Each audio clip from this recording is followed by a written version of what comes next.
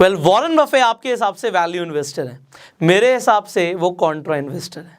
अब आप कहेंगे कॉन्ट्रा इन्वेस्टर क्या होता है? आज का टॉपिक है कि आप कैसे मल्टी बैगर स्टॉक्स पिक करें। मल्टी बैगर कौन से स्टॉक्स होते हैं? जो आपके पैसे को मल्टीप्लाई कर सकते हैं, मतलब जो मल्टीप्लाई हो जाएंगे खुद प्राइस में और आपका पैसा भी मल्टीप्लाई हो जाएगा। क्या ऐसा सच में होता है? क्या आपके साथ हो सकता है? बहुत सारे सवाल हैं आपके, आप बस मेरे साथ बने रहिए, आपको बहुत कुछ समझ आने वाला है, बहुत ही इंटरेस्टिंग होने वाली है वीडियो। एंड जब मज़ा आएगा आपको तो आप लाइक ज़रूर कर दीजिएगा, हमें भी अच्छा लगेगा आपके लिए और वीडियोस बनाने के लिए। अब जो ये कॉन्ट्रा स्टाइल ऑफ इन्वेस्टिंग है, ये क्या होता है, इसे समझना बहुत ज़रूरी है।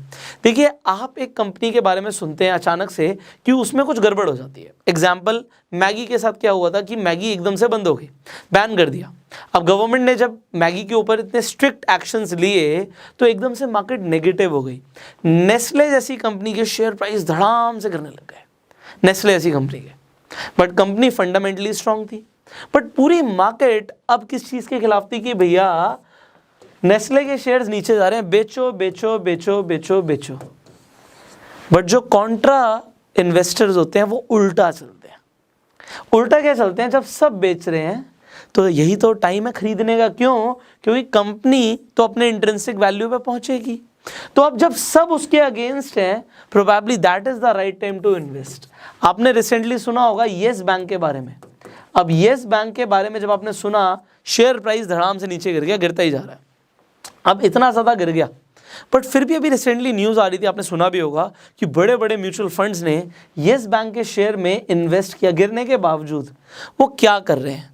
वो मार्केट से बिल्कुल अलग जा रहे हैं। दुनिया जब बोल रही है कि शेयर मार्केट के अंदर कि येस बैंक पे हमें भरोसा नहीं रहा, तो जब भरोसा नहीं रहा वो बिल्कुल मार्केट के अपोजिट जाते हैं और यहाँ से कुछ ऐसे स्टॉक्स पिकअप कर लेते हैं जिससे उनका पैसा मल्टीप्लाई हो जाता है। अब क्योंकि ये कॉन्ट्रा इन्वेस्टिंग इतनी ज़्यादा पॉपुलर हो रही है, कुछ ऐसे म्यूचुअल फंड्स हैं जो आपको बोलेंगे कि हमारा जो मेन फोकस है वो कॉन्ट्रा के ऊपर ही है, कि ऐसी कंपनीज हम ढूंढेंगे जो फंडामेंटली स्ट्रांग है और जब उनका प्राइस नीचे जाएगा, जब करेक्ट होगा, तब हम उन्हें खरीद लेंगे। नाउ मैं आपको कुछ इंपॉर्टेंट टिप्स देने वाला हूं जिन्हें फॉलो करके आप भी मल्टी बैगर स्टॉक्स पिक करने वाले हैं। नंबर 1, आप मार्केट सेंटिमेंट्स को देखिए। ऐसा लोग बोलते हैं कि जो स्टॉक मार्केट है उसमें 85% लोगों का नुकसान होता है और 15% लोग ऐसे हैं जो प्रॉफिट कमाते हैं।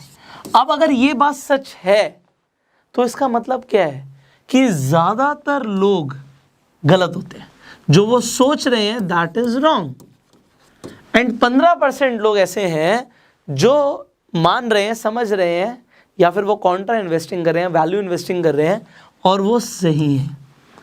आप किस कैटेगरी में आना चाहते हो, totally up to you. But अगर मार्केट, मतलब ज़्यादातर लोग जो सोच रहे हैं, कभी कभी वैसा नहीं भी होता और उसके अपोजिट जाने को ही कॉन्ट्रा इन्वेस्टिंग बोलते हैं। But let me tell you, this style of investing is highly risky, बहुत ज़्यादा रिस्की है। क्योंकि आप जब मार्केट के अपोजिट सोच रहे हो, ज़रूरी नहीं है आप हर बार सही हो, आप लॉस भी बुक कर सकते हो भैया। अब अगर आप इतने ज़्यादा एग्रेसिव हो, क्योंकि हाई रिस्क है इसमें, तो आपका अगर स्टाइल ऑफ इन्वेस्टिंग एग्रेसिव है तो आप इसे चूज़ करिए, वरना आप सिंपली वैल्यू इन्वेस्टिंग को फॉलो कीजिए, टाइम लगाइए, एंड उसके हिसाब से अगर आप काम करेंगे तो आप ज़्यादा रिटर्न्स ले सकते हैं। But Contra investing value investing से भी ज़्यादा रिटर्न्स दे सकता है। सो मार्केट सेंटिमेंट्स जिस वक्त एक कंपनी के लिए ठीक नहीं है तो उस टाइम पे you can think about it. But क्या सिर्फ यही समझ के, क्या सिर्फ मार्केट सेंटिमेंट्स के ऊपर ही हम अपना डिसीजन ले लें? द आंसर इज नो भैया, रुक जाओ, अभी और भी कुछ लिखा हुआ आपके लिए। अब दूसरी चीज़ है, आप न्यूज़ बहुत सुनते हो और न्यूज़ में जब एक स्टॉक के ऊपर चर्चा होने लग जाती है तो आपको जनरली ऐसे स्टॉक दिखेंगे वो कि भैया बहुत ज़्यादा नीचे गया और उसके बाद बहुत ज़्यादा बढ़ गया, तो उनके ऊपर बहुत ज़्यादा चर्चा होती है। अब जब बहुत ज़्यादा चर्चा हो रही है तो इट इज़ टू लेट। अब इसमें खरीदना आपके लिए समझदारी नहीं, क्योंकि ये न्यूज़ पे भी जो चर्चा होती है ना, ये ज़्यादातर पेड होती है।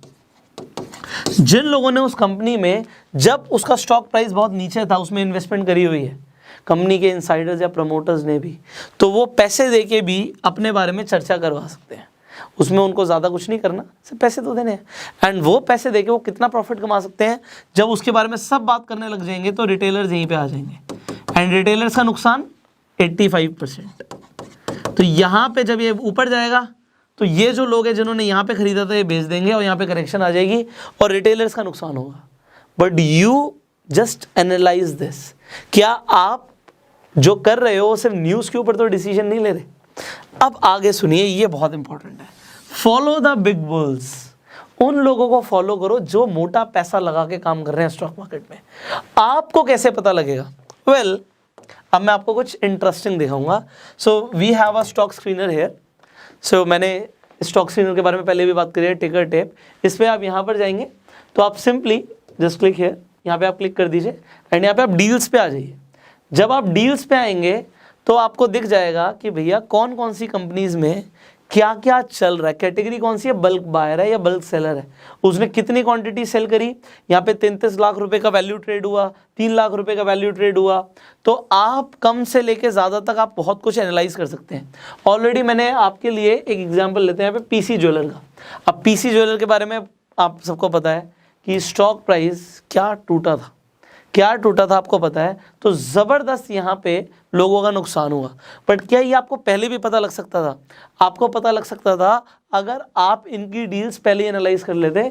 यहाँ पे हमने इनकी डील्स का यहाँ पे खोला हुआ है। तो पीसी ज्वेलर में अभी रिसेंटली मान लेते हैं जो बड़ी डील्स हुई हैं उनके बारे में आपको यहाँ पे स्क्रीनर में पहले ही पता लग जाता है। तो यहाँ पे आप डेट देखिए, 4 फरवरी को पार्टी का नाम है बलराम गर्ग, इनसाइडर और प्रमोटर की कैटेगरी में है।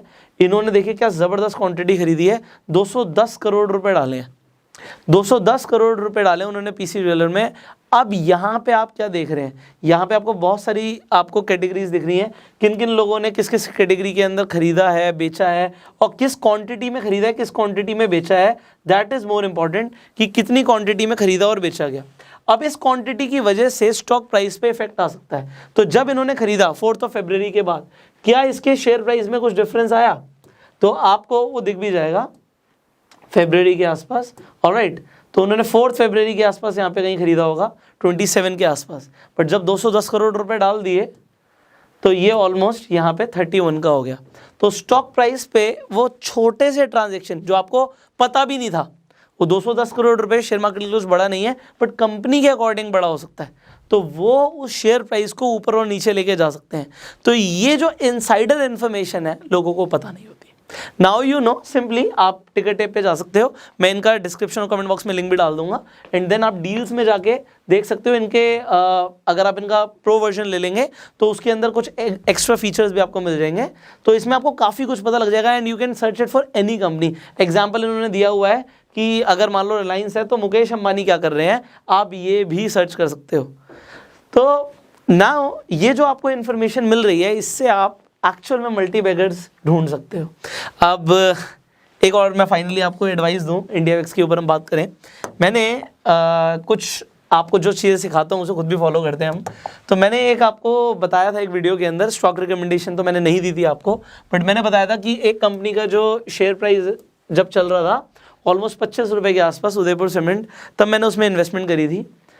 कितने टाइम पहले की बात है? सिर्फ 1 महीने पहले की बात है। तो 1 महीने पहले जब 26-27 रुपये पे इनका जो शेयर प्राइस चल रहा था, तब यहाँ पे इन्वेस्टमेंट मैंने करी थी। एंड वो इन्वेस्टमेंट क्यों करी थी, क्या देख के करी थी, now you already know it, but then you see the jump. So मैंने बताया था एक बहुत अच्छी क्वांटिटी में मैंने शेयर्स लिए हुए हैं। सो मेरा टारगेट अभी 42 से 44 के बीच में है। अगर वो अचीव हो जाता है तो विल सेल इट एंड वो हो भी जाएगा कुछ टाइम के अंदर, आई थिंक सो। सो यहाँ पे मैंने आपको जो चीज़ बताई, इसके बाद फाइनली एक चीज़ बतानी रह गई and that is India VIX. India VIX is the volatility index. ये वॉलेटिलिटी दिखाता है मार्केट में कि मार्केट में मूवमेंट जो है वो कितनी ज़्यादा। अब इंडिया विक्स को देख के आपको क्या पता लगेगा, मैं बता देता हूँ। इंडिया विक्स अगर ज़्यादा जा रहा है तो यहाँ पे जो सेंटिमेंट्स हैं वो क्या है कि लोगों का जो फियर है वो बहुत ज़्यादा बढ़ गया और ग्रीड खत्म हो गई है। तो जब लॉकडाउन आया था तो फियर बहुत ज़्यादा बढ़ गया था। आप देखो 70 पे पहुँच गया था इंडिया विक्स। इसका मतलब क्या है कि लोग डर गए थे और प्राइस टूट गए थे। और अभी क्या हो रहा है, अभी आप देख रहे हो स्टॉक मार्केट ऊपर जा रही है क्योंकि इंडिया विक्स यहाँ पे आपको दिख रहा है कि नीचे भी जा रहा है। यहाँ पे आपको 11.71 का दिख रहा है। अब ये ज़्यादा है कम है ये आप सिर्फ कंपेयर कर सकते हो। तो कंपैरिजन आप कर सकते हो कि पहले के टाइम से अभी लोगों का सेंटिमेंट क्या है। अभी अगर इंडिया विक्स कम है मतलब लोगों का फियर कम है, मतलब ग्रीड ज़्यादा है। वॉरेन बफे कुछ बोलते हैं क्या इस बात पे? वॉरेन बफे बोलते हैं B fearful when everybody is greedy and B greedy when everybody is fearful. अगर यहाँ पे इन्वेस्ट किया होता आपने इस टाइम पे किसी भी कंपनी में तो पैसा डबल ट्रिपल हो जाता। अच्छी कंपनीज में तो जनरली हुआ ही है लॉकडाउन के बाद। एंड अभी जब सब बिल्कुल भी नहीं डर रहे, सब ग्रीडी हो गए हैं, क्या करना चाहिए नीचे कमेंट में बताओ। वीडियो अच्छी लगी तो आप लाइक कर सकते हो एंड सब्सक्राइब कर सकते हो इस चैनल को। टिकट ऐप का लिंक मैं डिस्क्रिप्शन कमेंट बॉक्स में डाल दूंगा। एंड फाइनली यूट्यूब पे वीडियो देख रहे हो, सब्सक्राइब करो, बेल आइकन पे क्लिक करो कि ऐसी एक भी पावरफुल वीडियो आप मिस ना करें। एंड फेसबुक पे देख रहे हैं आप, हमें फॉलो कीजिए। I will see you in the next video. Till that time, you go self made.